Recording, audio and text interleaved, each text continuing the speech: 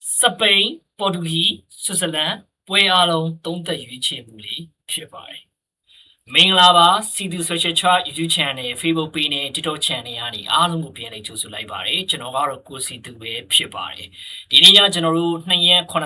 2026မှာကမ္ဘာဖလားပွဲစဉ် round 32အနေနဲ့လက်ရှိမှာပေါ်တူဂီနဲ့ခရိုအေးရှားပွဲရှိမယ်စပိန်နဲ့ကျွန်တော်တို့ဒီအော်စတြေးလျပွဲစဉ်ရှိမယ်ဆွစ်ဇာလန်နဲ့အယ်ဂျီးရီးယားပွဲစဉ်ဒီနေ့ညမှာ3ပွဲကံမှာဖြစ်ပါတယ်ဆိုတော့ဒီ3ပွဲလုံးကိုသုံးသက်ချက်တွေတကွာရွေးချယ်မှုလေးတွေကျွန်တော်ဒီဗီဒီယိုလေးထဲမှာပြောပြသွားမှာပဲဖြစ်ပါတယ်သုံးသက်ချက်လေးပြောမယ်ရွေးချယ်မှုလေးတွေကျွန်တော်တခါတည်းပြုလုပ်ပြီးသွားပါမယ်ထုံးစံတိုင်းကျွန်တော်ရဲ့မန်မာတွေကတစပွဲစဉ်တွေတပွဲပါကျွန်တော်ဒီဗီဒီယိုလေးမှာပြောပြတော့မှာဖြစ်ပါတယ်အရင်တော့ကျွန်တော်ဗီဒီယိုရိုက်ထားတော့မရှိဘူးရှိလို့ဒီနေ့ညမှာကျွန်တော်လုပ်စရာကိစ္စတွေရှိတဲ့အတွက်ကြောင့်ကျွန်တော် live လေးတော့မတက်ဖြစ်ခဲ့ဘူး live တက်ရင်အချိန်အားဖြင့်ကမိနစ်40လောက်ကြာသွားလိမ့်မယ်ကျွန်တော်အဲ့လောက်ထိကျွန်တော် live တက်ဖို့အတွက်အချိန်နေမရတဲ့အတွက်ကြောင့်ဗီဒီယိုလေးရိုက်ပေးလိုက်ခြင်းဖြစ်ပါတယ်เนาะဆိုတော့ကျေးဇူးအများကြီးတင်ပါတယ်မနေ့ညကတော့ကျွန်တော်တို့ထုံးစံတိုင်းမန်မာတွေကချက်ချပေးနေတဲ့ free tip လေးတွေပေါ့နော် free ရွေးချယ်မှုလေးတွေကတော့9ရက်ဆက်တော့မလန်းနိုင်ခဲ့ဘူးဒါပေမဲ့6ရက်ဆက်ရှိမှကျွန်တော်တို့အဆင်ပြေခဲ့တာဖြစ်တဲ့အတွက်ကြောင့်ကျွန်တော်တို့အားလုံးကစင်ပေါ်မှာရှိနေပါသေးတယ်เนาะတပွဲကောင်းချစ်ကိုဆိုရင်လည်းညကကျွန်တော်တို့စီနီကောဘော်ရီလေးနဲ့ကိုရှယ်လန်းခဲ့တဲ့ရလက်ဖြစ်တဲ့အတွက်ကြောင့်အားလုံးအဆင်ပြေနေသေးပါပဲနောက်ပြီးတော့ VIP မှာ package ဆိုရင်လည်းကျွန်တော်တို့မနေ့ညကစိတ်ရင်းချုပ်သွားတယ်ပေါ့နော်မင်းညကကျွန်တော် VM မှာ package စိတ်ရ package ရက်လေးပြည့်သွားပြီပေါ့နော်စိတ်ရင်းချုပ်လိုက်တဲ့အခါမှာ plus 480ဆိုတဲ့ရလက်ကောင်းနဲ့ကျွန်တော်တို့အဆင်ပြေပြေလေးပဲအနားယူနိုင်ခဲ့တယ်ဒီနေ့ညမှာကျွန်တော်တို့ VIP မှာ package အစ်စ်လေးပြန်စပါမယ်နော်ဝင်ခြင်းတဲ့ချစ်ကိုတွေလာရောက်ဝေယူခြင်းတဲ့ချစ်ကိုတွေလက်တွဲခြင်းတဲ့ချစ်ကိုတွေ Viber မှာလာရောက်ဆက်သွယ်ပြီးတော့မေးမြန်းနိုင်ပါတယ် Viber နံပါတ်ကတော့3996909619ပါ Special Choice တပွဲကောင်းဒီနေ့ညမှာလေ9ဆဝုံပွဲဆိုပြီးတော့ဒီနေ့ညမှာရှိပါတယ်เนาะဒါကကျွန်တော်နောက်မှရကြည့်ရှိတဲ့ချစ်ကိုတွေနောက်ပြီးเนาะဘယ်လိုပြောရမလဲဆိုတော့ကျွန်တော်ရဲ့မိတ်တစ်ချစ်ကိုတွေပေါ့เนาะမိတ်တစ်ချစ်ကိုတွေအနေနဲ့နည်းနည်းလေးစကားရှိနေတယ်ဆိုရင်တီးခံပြီးတော့နားဆင်ဖို့အတွက်မေတ္တာရက်ခံပါတယ်ကျွန်တော်ဒါလေးတွေကကျွန်တော်ချစ်ကိုတွေအဆင်ပြေဖို့အတွက်ဒီအကြောင်းအရာလေးတွေကျွန်တော်ပြောနေခြင်းဖြစ်ပါတယ်ကျွန်တော်မနေ့ရတဲ့ရတိုင်းပေါ့เนาะမနေ့ကညရတဲ့ရတိုင်းကျွန်တော်ပွဲတွေပြီးရတဲ့ရတိုင်းမနေ့ကညဆိုတာထက်ကျွန်တော်စီနီကောပွဲပြီးရတဲ့ရတိုင်းကျွန်တော်ပွဲလေးတွေလိုက်ကြည့်ရမနေ့ဒီနေ့ကံမဲ့ပွဲလေးပေါ့နော်အဲ့ဒီမှာကျွန်တော်တပွဲကိုတော်တော်လေးကြိုက်မိနေတယ်ခြေစွမ်းအရာနဲ့စိတ်တပံဆိုင်ရာအရာမှာကျွန်တော်တပွဲကိုအရင်ကြိုက်မိနေတယ်ဒါပေမဲ့အဲ့ဒီတပွဲရဲ့ကြေးပေးစီတန်းဒီလိုမျိုးသာထွက်လာခဲ့ရင်ဒီပွဲကိုတပွဲကောင်းပေးမယ်ဆိုတဲ့အတွေ့မျိုးရင်တွင်းဖြစ်မျိုးကျွန်တော်မျိုးမှာဖြစ်ခဲ့တယ်ကျွန်တော်စီမှာပေါ့နော်အဲ့အတွက်ကြောင့်ကျွန်တော်ကြေးကိုစောင့်ကြည့်ခဲ့တယ်မနေ့12နာရီထိုးပြီးတော့ကြေးတဲ့ငိန်တဲ့အခြေတစ်ခုလေးရောက်တော့ကျွန်တော်လိုချင်တဲ့ကျွန်တော်ဖြစ်စီခြင်းတဲ့ကြေးပေးစီတန်းတစ်ခုမှာဒီဘေးရတယ်လာဖွင့်ထားတယ်ဗျဘိုကီတွေရတယ်အဲ့အတွက်ကြောင့်ကျွန်တော်အဲ့ဒီပွဲစဉ်ကိုတပွဲကောင်း9ဆဝုံပွဲဖြစ်ဒီနေ့ညမှာကျွန်တော်ရဲ့ချစ်ကိုလက်ထဲကိုထည့်ပေးတော့မှာဖြစ်ပါတယ်ဆိုတော့တပွဲကောင်း9ဆဝုံပွဲ special choice ဝေယူခြင်းတဲ့ချစ်ကို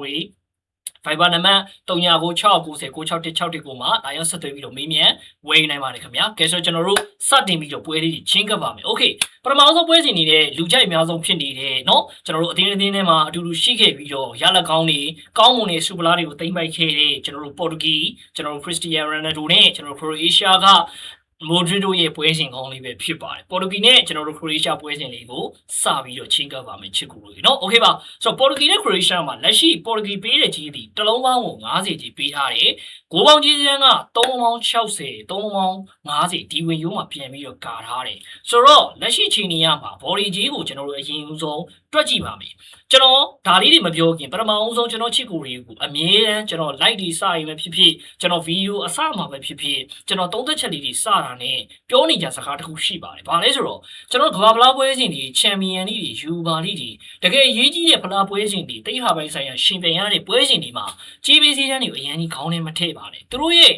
့နိုင်တဲ့အရေးချင်းမှာသူတို့ရှိလားကျွန်တော်တို့ game plan ရေးသွေးတွေမှာ plan A plan B ဘယ်အသင်းတွေကပို့ပြီးတော့ကောင်းလဲကျွန်တော်ညာကဘယ်ဂျီယံပဲဆိုကျွန်တော်ပြောခဲ့တယ်ဘယ်ဂျီယံမှာ plan B ဆိုပြီးတော့မရှိဘူးအဲ့တော့ကြောင့်ကျွန်တော်တို့စီနီကောကိုအများဆုံးကတရေပဲလို့ကျွန်တော်ပြောခဲ့တယ်ဒါတော့မှကန်ကောင်းလို့စီနီကောရဲ့ပေါ့ပြနိုင်မှုကြောင့်ကျွန်တော်တို့နှလုံးပြန်ပေးခဲ့ရတာမဟုတ်ရင် Z2 နဲ့တခါတည်းရှုံးပြီဘယ်ဂျီယံကန်ကဘယ်လောက်ထိကောင်းလဲဆိုရင်စီနီကောရဲ့ပေါ့ပြနိုင်မှုကြောင့်ဘယ်ဂျီယံ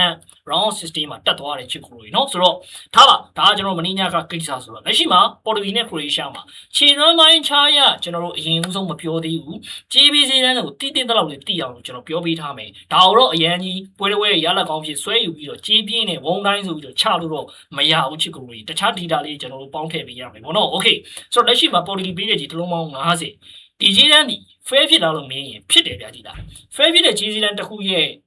တခုမှရှိနေတယ်လို့ကျွန်တော်တို့ပြောလို့ရတယ်။ဘာလို့လဲဆိုတော့အင်္ဂလန်နဲ့ကျွန်တော်တို့ရှင်ကြည့်မယ်။အင်္ဂလန်ဒီ ranking ကအဆင့်4မှာရှိတယ်။ပေါ်တူဂီဒီ ranking ကအဆင့်5မှာရှိတယ်အသင်းမှာပေါ်တူဂီပေးတဲ့ body ဂျီတန်ထက်အင်္ဂလန်ပေးတဲ့ body ဂျီတန်ကိုကျွန်တော်တို့အရင်ဆုံးကြည့်မယ်ဆိုရင်အင်္ဂလန်ဒီကျွန်တော်တို့ Croatia နဲ့တွေ့ခဲ့တုန်းကကျွန်တော်တို့ပေးခဲ့တဲ့ဂျီကပေါ့နော် Croatia နဲ့တွေ့ခဲ့တာဂျားဝင်းကနေအင်္ဂလန်ကတလုံးပေါင်း55ဂျီဆိုပြီးတော့အင်္ဂလန်ဒီကြီးဖွင့်ပေးခဲ့ပါတယ်တလုံးပေါင်း55ဂျီပေးပြီးတော့4-2ဆိုတဲ့ရလဒ်နဲ့အင်္ဂလန်ကအနိုင်ရရှိခဲ့တာကိုကျွန်တော်တို့တွေ့ရတယ်ချစ်ကိုကြီးဆိုတော့လက်ရှိမှာပေါ်တူဂီ Croatia ကိုပေးတဲ့ဂျီဒီတလုံးပေါင်း50ဂျီဖြစ်တဲ့အတွက်ကြောင့်မှန်ကန်တဲ့ GBC တန်းတစ်ခုလို့ကျွန်တော်တို့ယူဆလို့ရပါတယ်။ပေါ်တူဂီနဲ့အင်္ဂလန်မှာကဘာမှအရင်ကြီး level ကွာဟမှုမရှိဘူးဗျ။လက်ရှိ DRD current form အခြေအနေလက်ရှိလောအားလုံးလူစင်းနေတဲ့အခြေအနေမှာလည်းအင်္ဂလန်ဒီပေါ်တူဂီနဲ့ခက်ဆင်ဆင်အခြေအနေတစ်ခုမှရှိပါတယ်။ဆိုတော့လက်ရှိပြီးတဲ့တလုံးပေါင်း50ကြီးကိုမှန်ကန်တဲ့ GBC တန်းတစ်ခုလို့ကျွန်တော်တို့ယူဆလို့ရတယ်။အဲ့ဒါကြောင့်ဘော်လီလေးမဆိုးတဲ့အခြေအနေတစ်ခုမှရှိနေပြီကျွန်တော်တခြားချက်လက်လေးတွေပေါင်းပြီးတော့ထည့်မယ်အဓိကကျွန်တော်ကမ္ဘာဗလားပွဲရှင်ဖြစ်တဲ့ကြောင့်ခြေစမ်းပါညာကိုကျွန်တော်အဓိကကြည့်ရမယ်ဆိုရင်ပေါ်တူဂီနဲ့ခရိုအေးရှားမှာတခုချင်းစီကအားနည်းချက်လေးတွေဖြစ်နေတယ်ဗျပေါ်တူဂီမှာကကျွန်တော်တို့အရန်ကြီးအသင်းစုဖွဲ့လိုက်အားနဲ့တိုက်စစ်ပိုင်းမှာရုန်းကန်ရတဲ့အခြေအနေလေးတွေရှိတယ်ဘလို့အခြေအနေမှာရုန်းကန်ရလဲလို့မေးရင်ခံစစ်အရန်ပိတ်စော့တက်တဲ့အသင်းတွေနဲ့တွေ့ရင်ပေါ်တူဂီတို့ရုန်းကန်ရတဲ့ပုံစံမျိုးမှာရှိတယ်ကျွန်တော်ဒီမှာဗီဒီယိုဖြစ်တဲ့အတွက်ကြောင့်ကျွန်တော်လိုရင်းတိုရှင် overall လေးပဲချုပ်ပြီးတော့ပြောလိုက်မယ်ကျွန်တော် live ထဲမှာဆိုရင်တော့ကျွန်တော်ချစ်ကိုကြီးနဲ့အပြဲလဲစကားလေးတွေတေချာလေးတွေကျွန်တော်ပြောဖြစ်တယ်ပေါ့နော် okay ဒီမှာတော့ကျွန်တော် overall ရပဲချုပ်ပြီးတော့ပြောမယ်ပေါ်တူဂီတွေလက်ရှိလောအောင်လုံးဘာညာ overall ရခြုံပြီးကြည့်မယ်ဆိုရင်တော့တိုက်စစ်ပိုင်းမှာကျွန်တော်တို့ဒီ pressing ကောင်းကောင်းနဲ့ position ကောင်းကောင်းနဲ့ထိန်းနဲ့ control ကောင်းကောင်းနဲ့ပေါ်တူဂီတို့ကစားနိုင်တယ်ဒါတော့ကျွန်တော်တို့လက်ခံပေးရမယ်ဒါပေမဲ့အရန်ခံစစ်ပိတ်ဆို့တဲ့အသင်းနဲ့တွေ့ရင်ပေါ်တူဂီတိုက်စစ်ကရုန်းကန်ရတဲ့အခြေအနေတစ်ခုမှရှိပါတယ်ဒါလေးကတော့ကျွန်တော်တို့ပေါ်တူဂီ overall လေးပါเนาะCroatia ကိုကျွန်တော်ကြည့်မယ်ဆိုရင် Croatia ကကြိုက်လားလို့မြင်ကျွန်တော်တို့အရင်2022နောက်ပိုင်းနေမှာတော့ကျွန်တော် Croatia ကိုတော်တော်လေးကြိုက်တယ်ဘာလို့ကြိုက်တာလဲဆိုတော့ Croatia ရဲ့တိုက်စစ်ပိုင်းနဲ့ခံစစ်ပိုင်းမှာလုံခြုံမှုအပြည့်အဝရှိပြီးတော့အတက်ဆင်းအရမ်းမြန်တဲ့အခြေအနေတစ်ခုမှရှိတယ်ဒီနောက်ပိုင်းမှာတော့ Croatia ကModric တို့ Kovacic တို့ဘာညာတို့လောအားလုံးတွေကအရန်ကျဆင်းလာပြီတက်ကြီးဝါကြီး player တွေ3-4 အုပ်လောက်ပါနေတဲ့အခြေအနေတစ်ခုမှာ Croatia ကမိနစ်60-80လောက်ရဲ့နောက်ပိုင်းရောက်ရင်အရန်ကြီးမကစားနိုင်တော့ဘူးဗျသိလားဒါလေးတစ်ချက်ရှိတယ်ခံစစ်ကကောင်းလားလို့မြင်ရင်တော့ Croatia ခံစစ်ကအရင်တော့ပုံစံတိုင်းပဲရှိနေစေရှိမြဲတစ်ခုတော့ရှိတယ်ဒါပေမဲ့တစ်ခုစဉ်းစားတယ်ရှိတာကဘာလဲဆိုရင် Croatia ကကျွန်တော်တို့ဒီပေါ်တူဂီတို့ဘာလို့ရဲ့လူငယ်ကစားသမားတွေနက်တိုတို့ရာဗီလီယိုတို့ကွန်ဆက်စီယိုတို့ဒီလိုစားသမားတွေနဲ့တွေ့ရင်တော့တေးကြတဲ့ခရိုအေးရှားရဲ့ခံစစ်ပိုင်းကအရန်ကြီးသူတို့နောက်ကိုတော့လိုက်ကပ်ပြီးတော့တေးကြလေးသူတို့နဲ့အတူတူရှင်ဖိုက်နိုင်စွမ်းတော့မရှိသေးဘူးဗျာတိလားခံစစ်ပိုင်းလေးတော့နည်းနည်းလေး physical ဘိုင်းမှာအားနည်းတယ်လို့ကျွန်တော်တို့ပြောလို့ရမယ်နီးစနစ်ပိုင်းနဲ့ game plan ကြီးတွေ့ရတော့ level တန်းလူစင်တိုင်းလူလောက်မှာတော့ရှိပါတယ်ဒါပေမဲ့ကျွန်တော်ပြောချင်တဲ့အဓိပ္ပာယ်ကပေါ်တူဂီရဲ့လက်ရှိလူငယ်တွေလက်ဆောင်ထပ်နေတဲ့အခြေအနေတစ်ခုမှာခရိုအေးရှားတို့ 1C ဆိုတဲ့တဘောက်လောက်နဲ့တော့ပေါ်တူဂီကိုပပလေးကတ်ရှုံးသွားနိုင်ချီတော့ပုံစံမျိုးတော့ရှိတယ်ဗျ။ဘာလို့လဲဆိုတော့ pressing ကောင်းကောင်းနဲ့ position ကောင်းကောင်းနဲ့ပေါ်တူဂီတို့တောက်လျှောက်မိနစ်60-80လောက်ထိထိန်းညံသွားခဲ့ပြီးတော့မိနစ်80နောက်ပိုင်းလောက်ကြာရင်တော့အနိုင်ရလက်ကိုတေဆောင်လာနိုင်မယ်လို့ကျွန်တော်ကတော့မြင်နေပြသေးတာเนาะဆိုတော့အဲ့ဒီတစ်ပေါက်လေးကျွန်တော်ရှိတယ်ဆိုတော့ကျွန်တော်ဒီရှိပေးရတဲ့ body ကြီးစီးနဲ့မှန်ကန်မှုရှိတဲ့အချက်ရေ Croatia ရဲ့ဒီနောက်ပိုင်းမှာကြာဆင်းလာတဲ့အခြေအနေတစ်ခုမှာရေကျွန်တော် Portuguese body လေးကိုပဲရွေးချယ်ပေးခြင်းပါတယ် Croatia နောက်ဆုံးကစားခဲ့တဲ့ဂါနာနဲ့ပွဲရှင်တွေပနားမားနဲ့ပွဲရှင်တွေမှာအများကြီးတွေ့ရတယ်ဗျာတိလား Croatia လောက်အားလုံးကအရင်တော့ကြံ့ကြံ့ခံမှုတွေဘာညာကျွန်တော်မတွေ့ရတော့အဲ့ဒါကြောင့်ကျွန်တော် Portuguese body လေးကိုပဲရွေးချယ်ပေးခြင်းပါတယ်ကဲနောက်တစ်ပွဲကကျွန်တော်တို့စပိန်နဲ့ Australia ပါเนาะအချိန်အားဖြင့်ဒီမှာတော့4မိနစ်ဖြစ်နေပြီမြန်လေးပဲပြောလိုက်မယ်စပိန်နဲ့ Australia မှာစပိန်လက်ရှိပြီးတဲ့ကြီးကတစ်လုံးလုံးကို90ကြီးပေးထားတယ်6ပေါင်းကြီးစင်းက3လုံးအပေါင်းကျွန်တော်တို့ဒီ90ကြီးဆိုပြီးပြန်ကာထားတယ်ပေါ့နော်ဆိုတော့ body ကြီးစင်းမှာဘာပြောစရာရှိလဲဆိုရင် Australia နဲ့တွေးခဲ့ဘူးလေ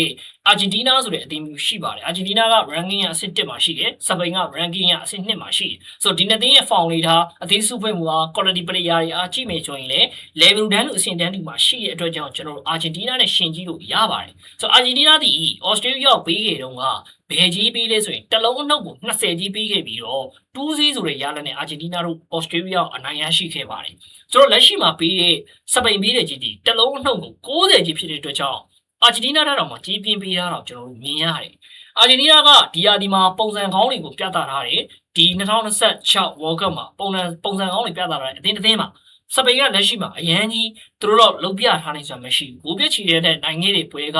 ကျွန်တော်တို့ Saudi Arabia ကို4-0နဲ့နိုင်ငံတွေပွဲစဉ်တပွဲပဲရှိမယ်။နော် ကျွန်တော်တို့ဒီနောက်ပြီးကူရာဆာဝလာခိတ်ဖာရီကိုလာဇီးဇီတည်ချခဲ့ပွဲရှိမယ်နော်နောက်ပြီးကျွန်တော်တို့ဒီဥရုဂွေးကိုဇီးဝမ်းနဲ့နိုင်ခဲ့တယ်ဆိုတော့ဒီလိုအခြေအနေဟန်မျိုးရှိနေတဲ့စပိန်ကအာဂျင်တီးနားထက်တော့မှပိုပြီးတော့ပြား60ပြား80နီးပါးတော့ကြေးပြင်းပေးလာတဲ့အခြေအနေတစ်ခုမှာတေချာတဲ့စပိန်တို့ဩစတြေးလျတလုံးသားနဲ့နိုင်မှုအတွက်ရာဂိုင်တော့တော်တော်လေးများသွားပြီချစ်ကိုလို့သိတာဆိုတော့လက်ရှိ body GBC တန်းရစပိန်ဒီပေးတဲ့ရဲ့ GBC တန်းတစ်ခုရဲ့အထက်မှာရှိရလို့ကျွန်တော်တို့ယူဆလို့ရတယ်ခြေစွမ်းပိုင်းပါညာကိုကြည့်မယ်ဆိုရင်စပိန်က pressing အရန်ကောင်းနေနောက်ပြီးကျွန်တော်တို့ control ပိုင်းအရန်ကောင်းနေ game ကိုတော့အရန်ကြီးပြောင်းလဲပေးနိုင်တဲ့ player စီဆိုပြီးတော့လာမိုင်းရမယ်တောင်းလောက်ပဲရှိတယ်နော်တခုအားနေတာကကျွန်တော်တို့ဘယ်ဘက်တောင်ပန်ဆိုတာထက်ပေါ့နော်ညာဘက်အဲ့ဘက်ချမ်းမှာကျွန်တော်တို့ဒီလာမိုင်းရမယ်တခေါင်းလောက်ပဲကျွန်တော်တို့အလုပ်ဖြစ်တယ်ကျန်တဲ့ဘက်ဒီမှာကအရန်ကြီးသဘောကျစရာ player မရှိဘူးနီကိုဝီလီယန်က injury ဖြစ်နေတဲ့အခြေအနေတစ်ခုမှရှိတယ်ဒီပွဲစဉ်မှာတော့ပထမပိုင်းပဲဝင်ကစားမလားဒုတိယပိုင်းပဲဝင်ကစားမလားဒါလေးတော့ကျွန်တော်တစ်ချက်စောင့်ကြည့်ရမယ်နီကိုဝီလီယန်တွဲလုံးနဲ့ဆိုရင်တော့တေချာတယ်ဩစတြေးလျကိုဂိုးပြတ်ဖို့အတွက်ရာခိုင်တော့များပါတယ်တခုကြိုက်တာက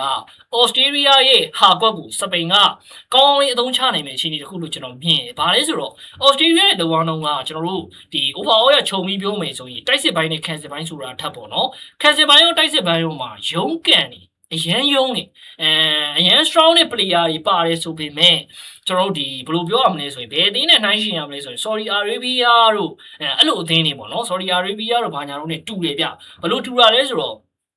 ရုံးကန်အရန်ကောင်းနေဆိုပေမဲ့ခံစစ်မှာပွင့်တဲ့အချက်တွေဟာကွက်တွေအရန်များတယ်တစ်ချက်လွတ်ထွက်သွားတာတွေရက်ကွက်ဆန်တယ်လို့ကျွန်တော်တို့ပြောလို့ရတယ်ရက်ကွက်ထဲမှာကလေးတွေကန်နေဆိုရင်ဗျာကျွန်တော်ပြောပြမယ်အရန်ယုံနေသူတို့တွေအသက်တွေဘာတွေဘယ်လိုပြောမလဲဆိုတော့အသက်လုံးဝအရန်ကောင်းပြီးတော့ယုံကန်ရတွေရှိတယ်ဆိုပေမဲ့နီးစနစ်မကြဘဲနဲ့ရက်ကွက်ဆန်တဲ့သဘောတရားမျိုးမှာရှိတယ်ဆိုတော့ဒီအချက်ကကျွန်တော်တို့စပိန်ရဲ့ control ပိုင်းတွေ pressing ပိုင်းတွေမှာကောင်းကောင်းကြီးအတိုးလုပ်တွေနဲ့လာမိုင်းရမယ်လို့ဂိုးတွေရသွားနိုင်ချေများပါတယ်ဆိုတော့လက်ရှိခြေစွမ်းပိုင်းရနဲ့လက်ရှိ GBC ရဲ့အရာမှာတော့ကျွန်တော်စပိန် body လေးကိုပဲကြိုက်ပါတယ်ချစ်ကိုလို့เนาะတော်တော်နဲ့လူရင်းလေးပဲသွားလိုက်ပါတယ် okay Switzerland နဲ့ Algeria Switzerland လက်ရှိမှာပေးတဲ့ကြီးကSwitzerland ပေးတဲ့ကြီးက level 80ရုံးပေးထားတယ်။ဂိုးပေါင်းကြီးစီးတန်းကနှလုံးလုံးကို45ပြား50ကြီးပေးထားတယ်။ဆိုတော့ Switzerland အနေနဲ့လက်ရှိပေးတဲ့ body ကြီးကိုကြည့်မယ်ဒီရှင်ကြည့်မယ်ဆိုရင် Algeria ရဲ့ ranking မှာ ranking ကလက်ရှိမှာ28ရှိတယ်။ Algeria ရဲ့နည်းနည်းနှိမ့်နဲ့ကနေဒါဆိုတဲ့အသင်းမျိုးနဲ့တွေ့ခဲ့မှုတယ်။ကနေဒါက ranking ကအဆင့်30မှာရှိတယ်။ကနေဒါအိမ်ဝင်းကိုဆွစ်ဇာလန်ပေးရတဲ့တုန်းက level 30ရှုံးဆိုပြီးတော့ကြေးဖွင့်ပေးခဲ့ပြီးတော့ 2-1 ဆိုတဲ့ရလနဲ့ဆွစ်ဇာလန်တို့ကအနိုင်ရရှိခဲ့တာကျွန်တော်တို့တွေ့ရတယ်ဆိုတော့ level 30ရှုံးပေးခဲ့တာကနေဒါကိုပေးခဲ့တာဖြစ်ပါတယ်ကနေဒါကိုသာဂျားကွင်းမှာဆွစ်ဇာလန်တို့ပေးမယ်ဆိုရင် level 80ရှုံးဆိုပြီးတော့ဖြစ်သွားပါလိမ့်မယ်level 30ရှုံးကိုပြား90ကျွန်တော်တို့ဂျားကွင်းပြန်ပေါင်းတဲ့အတွက်ကြောင့်ပါเนาะဆိုတော့လက်ရှိမှာကနေဒါကိုပေးမယ်ကြီးဒီ level 80ရှုံးပေးလိုက်မယ်ဆိုတော့ကနေဒါဒီ Algeria နဲ့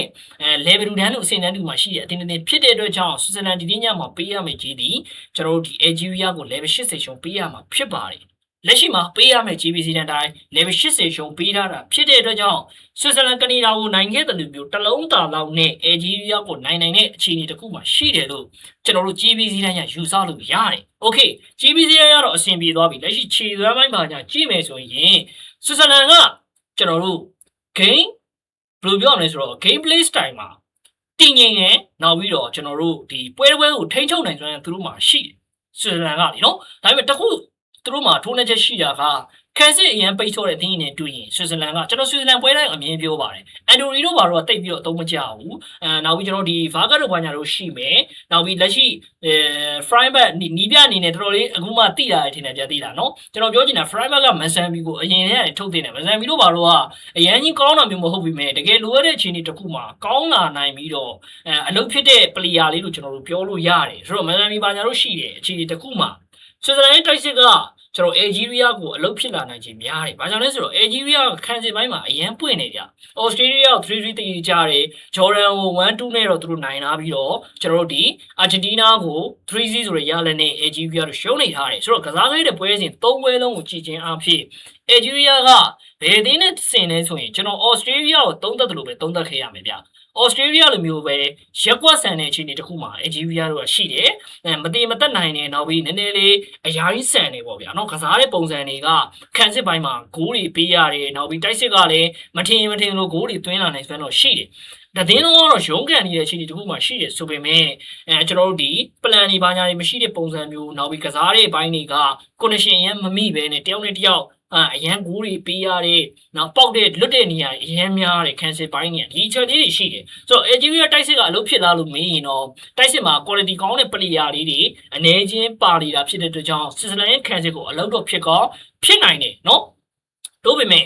game တစ် game ကိုအရန်ထိဆုံးနိုင်စမ်းရှိတဲ့ Switzerland အနေနဲ့ဒီနေ့ညမှာ PPCC နဲ့ပဲ Algeria ကိုကစားတာလိမ့်မယ်လေ80ကျော်ဝင်ရိုးတစ်ခုမှာတေးကြပါတယ်ကျွန်တော်ကတော့ဒီပွဲကို Switzerland body လေးပဲကြိုက်မိနေပြီပါတယ် Switzerland တို့အနည်းဆုံးတစ်လုံးသားနဲ့တော့နိုင်သွားနိုင်ကြီးရှိပါတယ်တကယ်လို့နော် Switzerland body လေးကိုသဘောမကျအောင်ဆိုရင်တော့မှဘိုးပေါင်းအပေါ်လေးကတော့မစိုးတဲ့အခြေအနေတစ်ခုမှာရှိပါတယ် Switzerland body ကြိုက်တယ် Switzerland ဘိုးပေါင်းအပေါ်လေးကိုရွေးချယ်ပေးချင်ပါတယ်နော်โอเคပါကဲဆိုဒီနေ့ညအတွက်ကျွန်တော်တို့ဒီလက်ရှိမှာသုံးပွဲလုံးကိုကျွန်တော်သုံးသက်ချင်းတဲ့တကွာရွေးချယ်မှုတွေပြုလုပ်ပေးခဲ့ပါတယ်ကျွန်တော်ပြန်ပြီးတော့ပြောပြပါမယ်ကျွန်တော်တို့စပိန်နဲ့เนาะဒီ Australia မှာကျွန်တော်စပိန် body လေးကြိုက်တယ်နောက်ပြီးကျွန်တော်တို့ Portugal နဲ့ Croatia မှာတော့ကျွန်တော် Portugal body လေးကိုရွေးချယ်ပေးခဲ့တယ် Switzerland နဲ့ Algeria မှာတော့ကျွန်တော် Switzerland body Switzerland ဘိုးဟောင်း body ကိုရွေးချယ်ပေးခဲ့ပါတယ်ဆိုတော့ဒီသုံးပွဲလေးကနေမှကျွန်တော်ရဲ့မန်မာရွေးချယ်မှုမန်မာရဲ့တစဝုံပွဲကတော့မန်မာရဲ့တစဝုံပွဲကတော့စပိန် body လေးပဲဖြစ်ပါတယ်ချစ်ကိုတွေเนาะโอเคပါဆိုတော့မန်မာရဲ့တစားပွဲဖြစ်တဲ့ကြောင့်ကျွန်တော်ရဲ့ချစ်ကိုတွေမိန်ဟောင်းချစ်ကိုတွေဆိုရင်တော့ကျွန်တော်ပြောတဲ့အတိုင်း ACC ကစားလို့ရတယ်မိတ်သစ်ချစ်ကိုတွေကတော့ကျွန်တော်ချပေးခဲ့တဲ့ပွဲစဉ်ကိုပေါ့เนาะအရှိပါလေကျွန်တော်အချက်လက်တွေပြောပေးခဲ့တယ်နန်ကြားထောက်ပြီးတော့ကျွန်တော်ရွေးပေးခဲ့တာမဟုတ်တဲ့အတွက်ကြောင့်အဆင်ပြေလက်ခံနိုင်တဲ့အခြေအနေတစ်ခုမှာပုံစံမျိုးမှာရှိတယ်ဆိုရင်တော့ယူပြီးတော့ကစားပါအားလုံးပဲအဆင်ပြေကြပါစေကျွန်တော်ရဲ့ live လေးကိုဝင်ရကြည့်ရှုပေးကြတဲ့ညီကိုမောင်နှမဒီဦးတယောက်ချင်းချင်းကျေးဇူးတူပဲတည်ရှိပါတယ်ကျွန်တော်ကြိုးစားအားထုတ်မှုကိုအတိမတ်ပြုတယ်ဆိုရင်အသေးလေးလက်မတွေပြောရှင်းတော့နှိပ်ခဲ့ဖို့တော့လည်းမြစ်တာရက်ခံပါတယ်အားလုံးပဲဘိုင်းမှာခင်ဗျာကျွန်တော်တို့မနှက်ဖြန်ဗီဒီယိုသို့မဟုတ်မနှက်ဖြန် live မှာကျွန်တော်တို့ပြန်ပြီးတော့စုံပါမယ်အားလုံးပဲဘိုင်းမှာနော်